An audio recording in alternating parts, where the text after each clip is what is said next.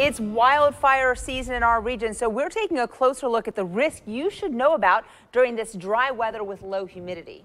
News 5 meteorologist Ricky Matthews explains how these conditions fuel the wildfire threat.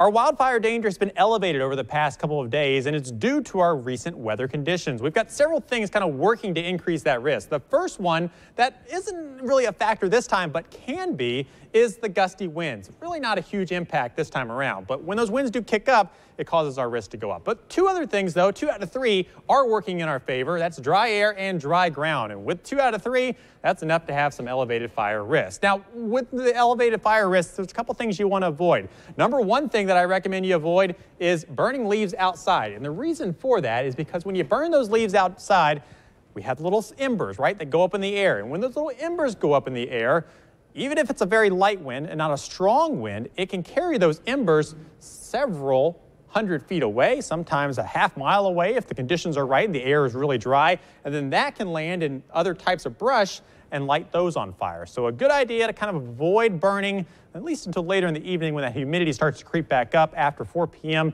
is the time we usually recommend, or just don't do it at all.